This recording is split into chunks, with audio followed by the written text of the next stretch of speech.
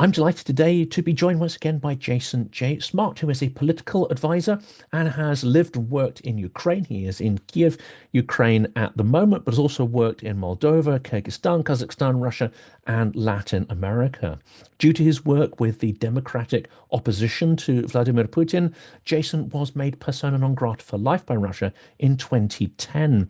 He is now also a special correspondent at the Kyiv Post, and is there to support Ukrainian victory. And it's that sort of topics we're going to be discussing today: the state of US support for Ukraine, the state of Ukraine and its resistance to Russia's full-scale invasion. Before we jump in, I want to say a huge thank you to everybody who has supported the channel through Buy Me a Coffee, Patreon, and so on. And also, just a little reminder that we've just launched our campaign to fund 10 events in 10 months. The first two events of the year in Kyiv and Lviv have been a huge success. We're now going to get much more ambitious, and we aim to do at least an event every month. At the moment, 10 venues have been announced, but if we get support, sponsorship, partnership, etc., we may well be adding many more cities and venues to that. It's time for advocacy for Ukraine, I think, at scale. And in doing that, we're also helping to protect European democracy and freedom. Jason, welcome to the channel. Jonathan, so good to see you again. This is a huge pleasure. We've had a fantastic sort of chat. Before we hit record, we'll probably only touch on a handful of the themes that we've just been sort of raking through. And there is so much to talk about. So let's really focus on the US and Ukraine, because that is one of the most crucial relationships in geopolitics at the moment. And it seems that the US support for Ukraine has gone from a values-based framework. That's not to say the US was giving everything Ukraine needed, but is gone from a value-based consideration that Ukraine needs to survive because, and we can list certain values that were articulated as part of that: democracy, freedom, blah blah blah, all that kind of stuff. It seems that we're now moving to a very transactional, self-interested reason, and there's an effort to persuade Trump to support Ukraine because there could be profit from it, financial profit from it. What's your take on this change of relationship and dynamics, actually, in justifying support for Ukraine? Well, first, I think we have to look at what's gone on historically. Yes, the US has helped. Yes, the Europeans have helped. And in both cases, Ukraine is very appreciative. But we have to understand that obviously goodwill is not enough. For somebody to be committed to a cause, there has to be buy-in. And even in the case of Ukraine, the word on the street already a year, 2 years ago, was that we need American companies, European companies to begin opening factories in Ukraine, to start investing in Ukraine, because then those countries have a reason to support Ukraine that's more than goodwill. Goodwill will run out. It eventually will, and we see that. But at the same time, if there's an economic reason, a positive reason, that those countries in the UK, Europe, or in the US see that we are going to be able to not only help Ukraine because it's necessary, it's the right thing to do, it's a good thing to do, but because this is our own interest. This changes the paradigm. Now Ukraine is going to be advanced. It no longer is in a situation of needing to essentially beg for help. Now it's in a situation of saying, this is in your interest to do this. It's not for us, but for your own selves. And that's a much better negotiating situation for Ukraine to be in than just relying on other people choosing to be kind to them. So I'm not worried about this. I think it's a positive. People in Ukraine are positive about this. President Zelensky has been positive about this. So looking ahead, I think that we have a lot to look forward to and not worry about. And Zelensky has made some interesting statements there. I know that there are a lot of analysts, people in the media, even world leaders who are looking at this sort of conversation around rare earth metals with a huge amount of disquiet. I don't think Zelensky shares that, or at least maybe he's not in a position to have disquiet. He's looking at it from a point of view of survival and getting some kind of justice rather than just sort of a bad peace. But do you think there are other upsides to this conversation which are not being considered actually by those who perhaps are not familiar with the situation? Absolutely the case. So I think when we actually look at what's going on, there's a reason that President Zelensky has been so positive about this. Now I understand why people would criticize the US because it is very transactional. The US saying that we want to get something in return for the assistance. But there's something really strategically wise about this that we rarely see in the press. If you look at where the rare earth metals are located in Ukraine, the vast majority are in the Russian occupied territories as well as within the front. So they're very close to where the active battle is going. In towns, they're totally destroyed where nothing's left. The reality is that Ukraine, to rebuild those towns, even if the war were to stop tomorrow, would never have the capacity to do it by itself, nor would it have the ability, the leverage over the US to be asking for more weapons just based upon goodwill. I mean, why rebuild some town out in eastern Ukraine if very few people live there? Why would you give weapons to Ukraine to liberate the occupied territories if we just get a bad peace right now, a frozen conflict? But if the US realizes it has an economic interest, a reason to help Ukraine liberate the territories in the East, then it has a reason, a motivation to give Ukraine the weapons it needs in order to liberate those territories. Because the US is not going to get its money unless it helps Ukraine to liberate the occupied territories. So ultimately, though it does look transactional, and of course, nobody's excited when they first see it, but let's look at what it really means. It means that the US now has a reason, a real reason, to help Ukraine. It's not based on ideology, it's based on economics. And that's something that does work in Ukraine's favor. And that's the view of President Zelensky. So what I'm saying is not a heresy of supporting Ukraine. Rather, it's quite in line with what mainstream thought is today in Kiev.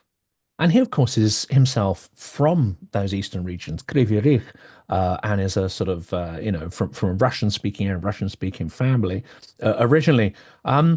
I think he understands, and this is a difficult conversation, isn't it? Because no Ukrainian politician, nobody in government in Ukraine is ever going to come out and say, do you know what? Those eastern territories are wrecked beyond repair. The traditional industries, the heavy, steel industry, etc., that's never coming back in that area. If we build green steel, etc., you look at the map on green steel, these are all located in different areas where you have wind turbines. They're in central, northern Ukraine. They're in the Carpathians and other places. So a lot of that industry, even if it's revitalized in a certain guise, is not necessarily come back to that area. But no Ukrainian politician is going to say, look, we're just going to abandon that because there's not only is there no money to rebuild, but there's nothing going to be there in way of industries. This is a genius move because suddenly it provides you the means, the political logic, but also some kind of economic rationality for building back those communities, maybe not at the scale they were at before, but a certain level of revitalization and cleanup. Let's forget the cleanup of the heavy metals toxins, as well as the cost of de-brainwashing some of the population that have been under occupation. I don't think people are considering the scale of costs of this. That's absolutely the case. The fact is, there is tremendous cost. And within Ukraine, I think a lot of people realize that. What is the chance that a town that before had a couple thousand people is going to be rebuilt by the international community if that town doesn't produce anything? There's nothing there. And those people have already left. So the fact is, those towns will probably be lost. Now, at this current situation, if we realize that factories would be open there to process the metals, the mines themselves would be there, well, there's a demand now for the workers in the factories as well as the miners. There's also going to be demand for the new schools that are going to be open there to take care of the kids of those workers, which means teachers will be needed. There's also going to be economic base that's created just by the normal commerce that occurs, which means that more taxes are going to be raised. This is all positive for the Ukrainian population because ultimately, how else do you expect these towns, hundreds of them, that have been completely obliterated to be rebuilt? It's not going to be just goodwill. We can't expect that Europeans will, for a long time, agree to pay for rebuilding a town that had only a few hundred or a few thousand people if the average European voter will say, but I have potholes in front of my own house. Why don't they take care of that first? The fact is, the goodwill is only goodwill, and it only lasts for so long. But if we have a reason that the local population will want to be a local population, is to move there, to be in eastern Ukraine, to generate revenue, to work in these factories, to work in these mining industries, this is something that will bring revenue to the West. It is something that will bring revenue to Ukraine, and is a great, all of a sudden, injection of investment that will be coming because there is now a need to do it. It's not just to help. It's not rebuilding buildings to help because we want to, because we're just kind. It's we're rebuilding because this is going to make even more money for the Ukrainians as well as for the Westerners. So overall, yes, it is very transactional. There's no doubt about that. But I see no other way that's realistic that we can expect that the Ukrainians will get the weapons they need, have the restrictions taken off the weapons that they're given to be able to advance into eastern Ukraine, and secondly, to then be able to rebuild the entire region. This is a cost of hundreds and hundreds of billions of dollars to rebuild. And that's something that I cannot imagine a government just handing out. It is something I can imagine private industry having interest to do and tax revenue that's created by those industries coming being able to do. But independently, it would not happen realistically. So this is something that it is the reality of where we are today. And as President Zelensky has said, it opens a new window of opportunity for Ukraine. And if we're going to be super cynical, and I think Zelensky has to be in his position, and it helps to be ultra realistic about this. What we're seeing here is that Ukraine is a hard problem. Trump, even Kellogg in the pre-election period were making pronouncements about it that almost sounded kind of quite glib. Yeah, we'll end this thing. It'll be easy, easy. I think Kellogg has decent information, perhaps a certain amount of naivety towards Russia, maybe still harbors naivety about whether Putin is actually intent on ending the war, whereas it's my view he's on an almost inevitable path of more war and escalating war. But what they have started to realize is this is a hard problem. This is an easy problem to solve. This isn't something where you can just persuade Putin to come to the negotiating table and, it's all going to be fine. No, they've realized that this is an almost intractable problem, which is going to require, time and considerable effort. So from Zelensky's point of view, he must be thinking, look, unless we can come up with a transactional reason why the US is going to be involved, there is a real risk that the US might abandon Ukraine entirely if it sees this problem as an intractable one that they cannot gain, any PR value, dare I say it, from, or political points.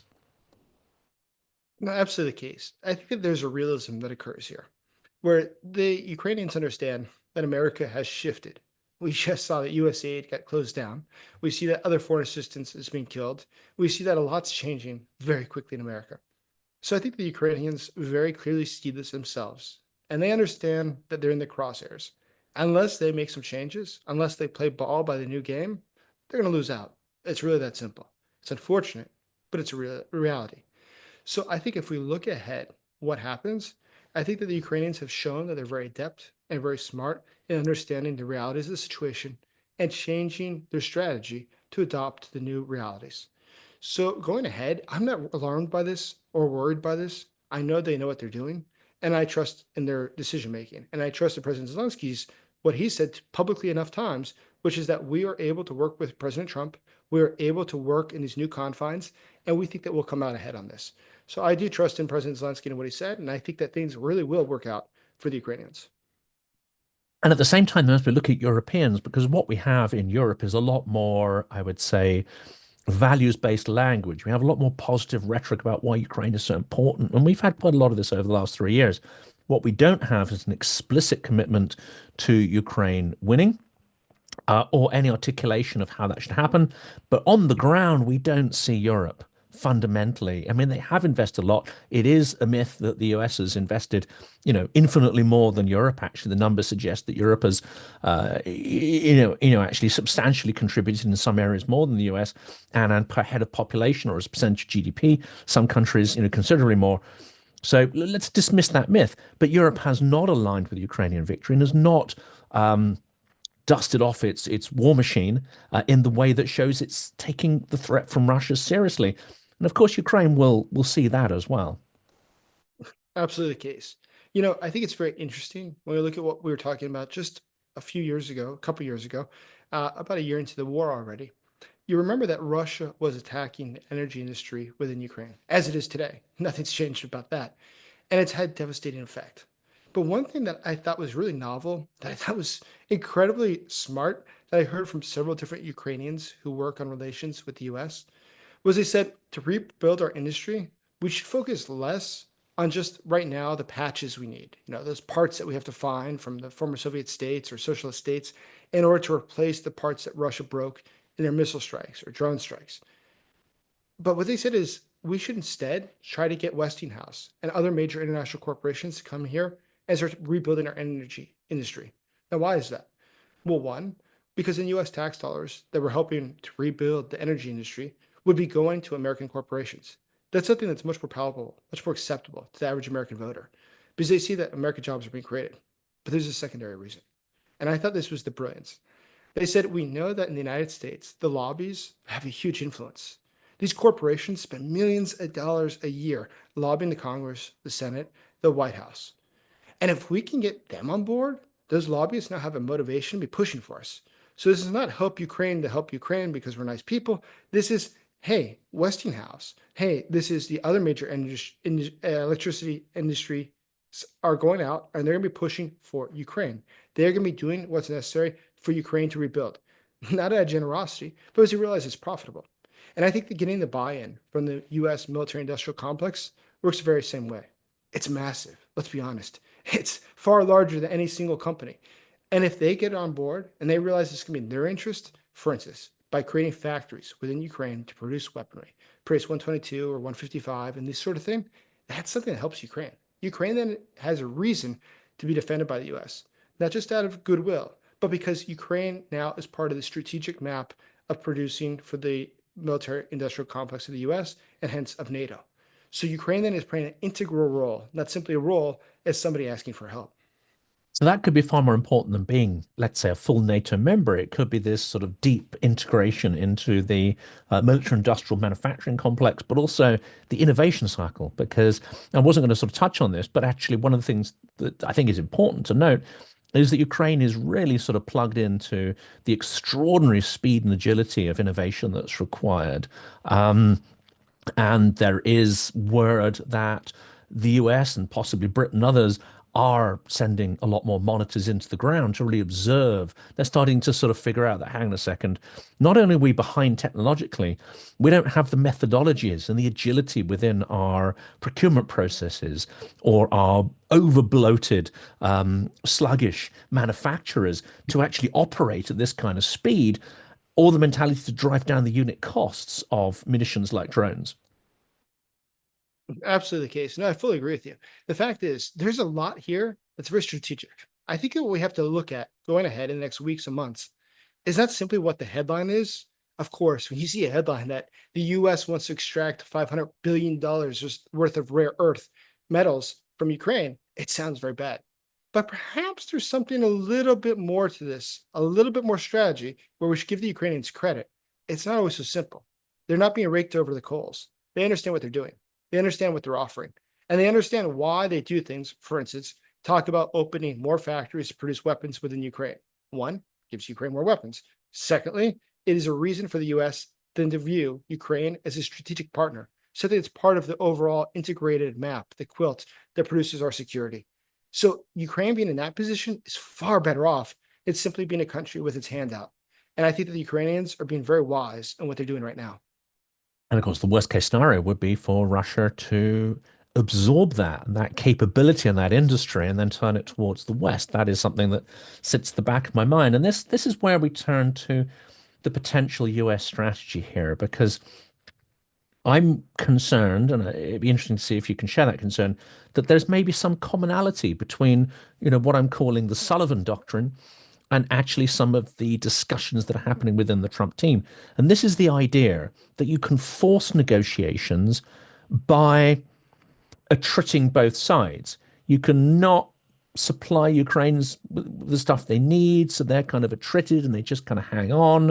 At the same time, they're attriting the Russians. You give enough of these long-range weapons, and this is a dangerous fallacy in my view, because you cannot force Putin to negotiate based on this kind of rationality. And you cannot force Ukrainians to give up, again, based on the rationality of not having what they need to fight, because they're going to fight anyway. So this is a really dangerous fallacy. Rather, a much better strategy would be to use the Ukrainians to accelerate the attrition of the Russians, giving them what they need.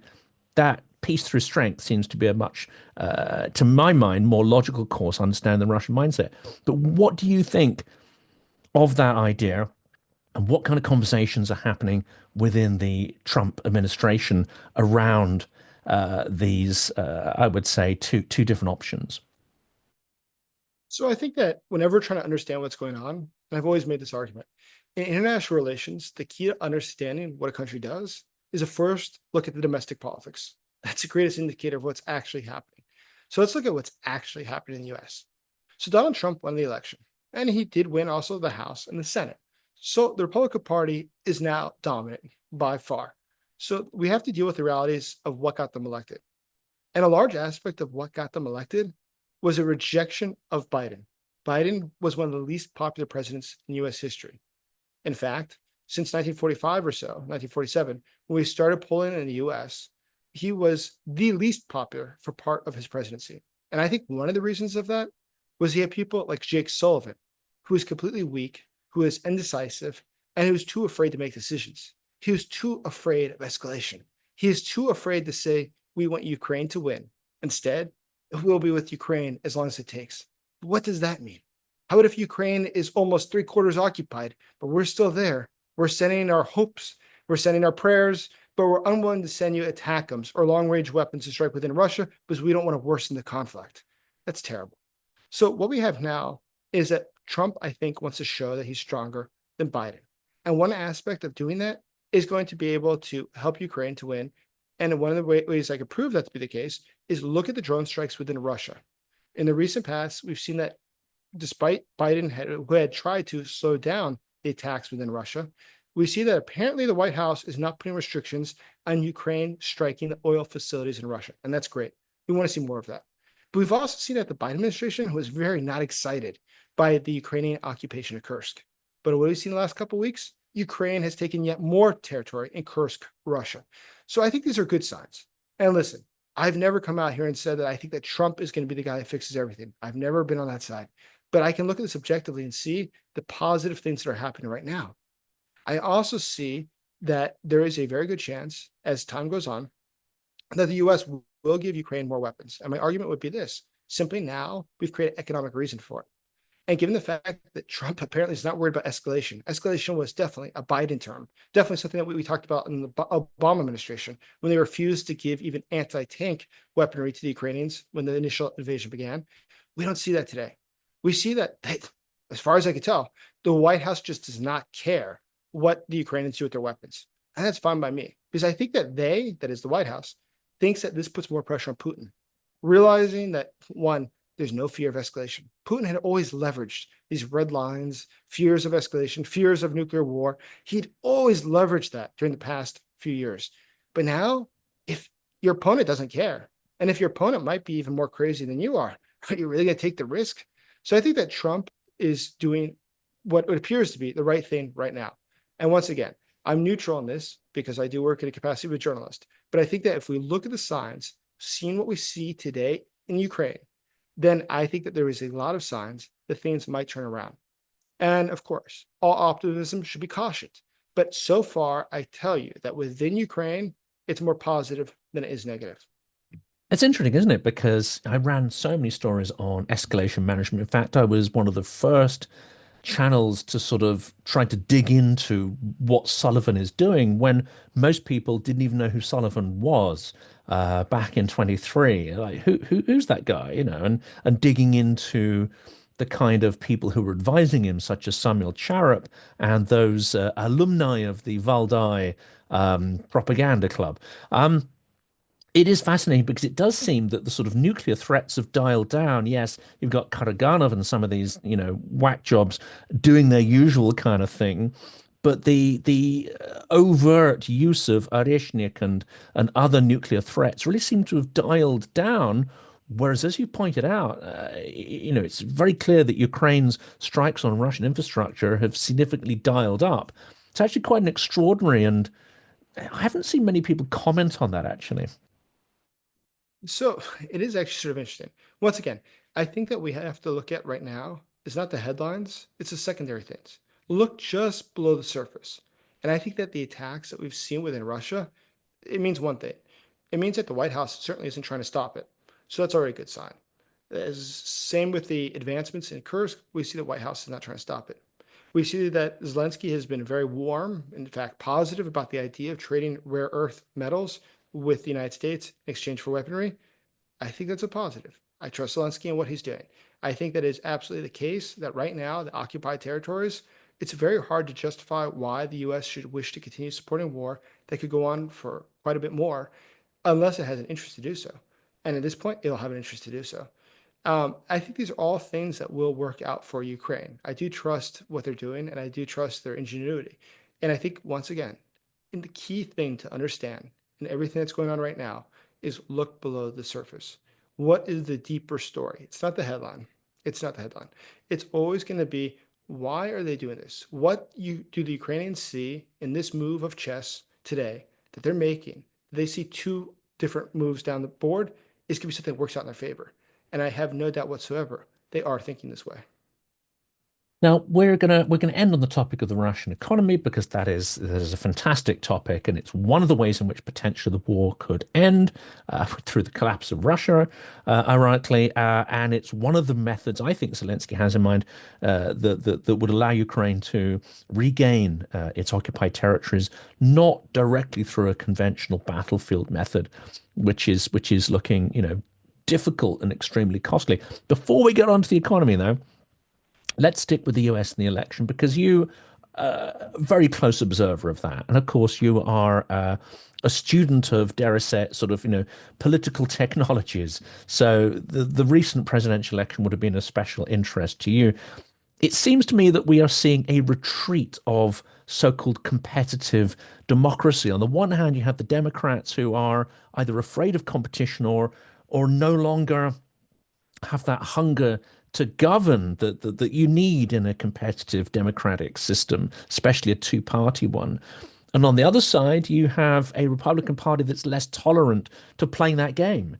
And ceding a result to your opponent, less willing to sort of share the democratic process, even with people you disagree with. Is that your impression that we have a retreat from competitive democracy in the US? Well, I don't know if it's necessarily a retreat. I would say that the United States has changed. I mean, I think that the entire game has changed. And if we want to look at this just purely as somebody who's interested in political consultancy and political campaigns and how they function, I think that there's been a lot of big developments just in the past year. One is that historically it was very common in political campaigns to have field offices where people give out materials and make phone calls, phone bank, and all sort of thing. That's sort of gone by the wayside. Trump realized that that was no longer effective. And the fact is, there's been a huge rise in micro-targeting. I mean, micro-targets exist in Democratic and the Republican Party since the early 1980s. But what's really changed, obviously, is the use of big data. So historically, the way that it would work in the 80s was that they go door to door, canvassing voters, as they call it, to find out what a voter's sympathies were. And they'd make notes in these sheets, and they'd say, this guy has a dog, or this guy is a veteran. And then they go back and enter this in the database with the hope that one day they'd be able to use that data to target him better. Now, today, with the use of big data, it's totally changed. Now they can break it down into micro segments and know exactly which school teachers support the union, which school teachers do not support the union, which school teachers want more salary versus more pension, and they can target messages directly to them. And they're doing that. The other thing is that I think that so there's been a decline in the classical campaign. It's moved more to a technological campaign, both in the Democratic and the Republican side, but much more so on the Republican side. The other thing is that Donald Trump is an outlier, is his ability to dominate the media. Day after day, he is the top news story. It's I guess we call it a gift, unusual gift he has to be able to just pick out stories or pick out things to say that'll dominate the news, and that's something that is truly unusual. I mean, it's uncommon. I don't know how I could never independently think of something so outlandish to say day after day that'd be the top story, but he does, and so I think that is something that's interesting. But if we look ahead, what does this all mean for Ukraine? I think that we should worry less about the fact that, what Trump said during the election or versus what Harris said or anything else. We have to look at what the facts are going to be today. We cannot change the fact that Donald Trump is the president. He definitely won the election. And acknowledging that, I think it doesn't help us necessarily to attack him. And I've said this before, is that those who are more left-leaning or more sympathetic to the Democratic Party, which I completely understand, of course, I would encourage them not to go all out and attack Trump on the issue of Ukraine. Now, on anything else, it's feel free. But as far as it goes on the issue of Ukraine, I don't think it's necessarily helpful. President Zelensky, I do trust his judgment. I trust what he is saying. I trust he knows what he is doing. I do not think I know better than him. And that's why I do not go out of my way to criticize the White House on the issue of Ukraine, because I understand what is going on. I understand that Kyiv understands the situation better than I do, and they understand what's in their strategic interest better than I do. And so I'm not one to second guess them. There's a And I strategy hope playing out, which we don't know the details, exactly. we don't know the next steps of it. Exactly. So when we understand that there's a strategy, a lot of things seem confusing. Why is it that the Ukrainians go into Kursk? Why is it the Ukrainians attack whatever village? Well, trust me, there's parts that we don't see. There's a war at hand, and there's a larger strategy. And the Ukrainians, we could see the global chessboard. It's a little bit further than just Trump. We see what the Ukrainians have been trying to do recently in Africa, trying to increase their support there. We've also seen how they've been operating to eliminate Wagner Group within Africa. We see that the Ukrainians have become much more active in Latin America in the past couple of years, trying to drive up support there. We see that what they've done with obviously Trump is very clear, but look what they've also done with different European leaders. They're trying to position Ukraine in a new way, a different way, in a way that will give Ukraine access to the assistance it needs long term. And so I think if we look at this as a global chessboard, we look at their outreach to somewhere like Taiwan as an example, or Israel as an example. There's a reason they are doing this, and I don't think that I'm one to second guess that, because I am sure that there is a very well thought out plan by very smart men who are working together to figure out what are the next best steps to assure Ukraine's security. Well, let's turn to the Russian economy then. I think I outlined, again, this is there in some of Zelensky's speeches. This hint that actually, don't worry, if we can't retake our territories immediately and through direct conventional warfare, we're going to get them back one way or another. And of course, the collapse of the Russian economy could well be one of those methods to short circuit Putin's war, his ability to project power and aggression. It could lead to a systemic change, let's say, in Russia, which renders them unable to hold on to their ill-gotten gains, much like we saw them ejected from Syria. So, what's your view on the state of the Russian economy? And we talked about this before we hit record. Of course, we love doing videos about the collapse of Russia because it's clickbaity, everyone's up for it 24/7. It's a story that never gets boring. But what's the reality? What's the realistic prospect of an economic meltdown in Russia? I think that the good part about talking about the Russian economy collapsing is that one, it's realistic, but two, the economy is something that's driven a lot by animal spirits, as they say. It is driven by what people feel, what people think. It's not necessarily driven by logic and reason. So the more that's talked about, the more that makes it likely that there's going to be problems in the Russian economy. But already there's a fundamental reason, a fundamental base to believe the Russian economy is not sustainable. One, we see that the ruble is something that is totally not sustainable. To have these sort of drops where it loses 15% one day and then comes back slowly, that's not normal. Your national currency should not be bouncing back and forth like a yo-yo. But second to that is that Russia has a massive problem with debt. So the government has been subsidizing for years loans for people going via the national banks. And those loans were for housing. Now, if you remember the housing bubble in the US 2008, it was massive. It created a lot of problems. And the one in Russia today is far worse. The government has subsidized the loans for millions of people via the banks. And the problem is the housing market today, the properties are losing value fast. And those banks realize that a lot of people are going to be underwater. So at this stage, they're all going to require bailouts. But more bailouts from the Russian national government will only make inflation worse. Real inflation in Russia today is about 27%. Some economists estimate it's even higher than that. The best part, we've seen that Vladimir Putin is unwilling to raise interest rates. And in fact, the parties in parliament, all pro-Kremlin, of course, are putting pressure on the national bank to fire its director because they want to make the interest rates lower. But the problem of that is it drives up it drives up inflation even higher. But let's go even Silvira further than that. Nabiullina, who's helped to keep things Yes. together to an extent. Yes, unfortunately, she is very smart. She's a very good economist. But to our great fortune, populism in Russia, like everywhere else, operates in the long term disinterest of the country. And in the case of Neblina, we see that as well. So if they were to fire her and replace it with somebody who's going to lower the interest rates, inflation will get even worse. And keep in mind, if the banks do start to bust, and it looks like they really will in the very near term, that would mean that the government will have to step in. And stepping in and printing more money would just make the inflation worse and worse.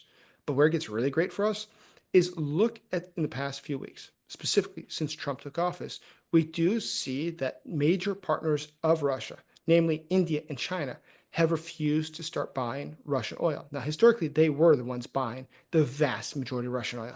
Now, if they don't buy the Russian oil, that means that that oil is just going to be left around. And it's going to be Russia, it's going to have to sell it for even cheaper and cheaper. Already, they're getting to the marginal price, the price where it's profitable still to sell the oil versus the cost to produce it. But if they get it, we push down the oil prices further, which looks very realistic. I think that Russia is going to have serious problems. About 40 to 50% of the Russian national budget comes from oil and gas. So those prices going down are intolerable for Russia. But ahead, let's look at some other factors. We see that the cost of various basic things in Russia, such as foods, such as, let's say, potatoes, it's increased the cost more than 80% in the past year. How's the cost of potatoes, domestically made, have an 80% cost increased? Well, it's just inflation. Things are getting worse and worse. So I think that if we look at the long term, the thing that's working most in our favor is the fact that Putin and those around him are unwilling to tackle the serious problems they have in the economy because they think it'll make them more popular to just keep the interest rates low. It'll make them more popular to not make the hard decisions. And not making those hard decisions will set them up to fail. So, speaking to a lot of economists who specifically work on the Russian economy, post Soviet economies, there is not one that I've spoken to yet who remains optimistic or positive about what's next for Russia. And looking at the report of Craig Kennedy that was run recently, that was a really interesting angle suggesting huge state backing for almost unlimited loans by private corporations to the military industrial complex. So that is a sort of a hidden financial bubble that's being created in the system.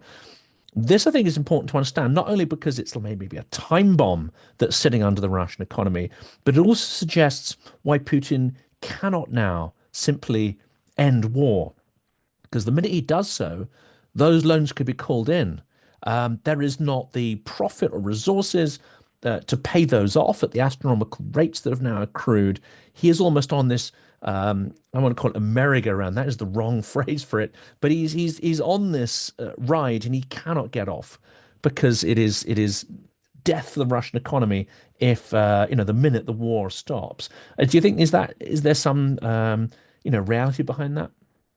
That's absolutely the case. And moreover, we know that Russia has forced banks to give loans to military industrial complex to produce more weapons, to produce more tanks.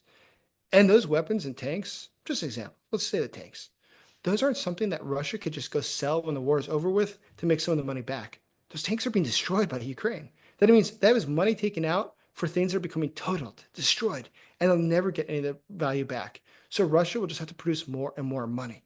So it's actually assumed that more than 30% of the expenditures that Russia has were for the war were via private banks, which it forced to give loans to the government, and they'll never be able to pay those back. The holes in the Russian economy are becoming bigger and bigger and bigger. And there's absolutely no reason to think that it's going to get better. In fact, there's all the reasons to believe that Russia is pushing itself to the brink. Russia is committing suicide.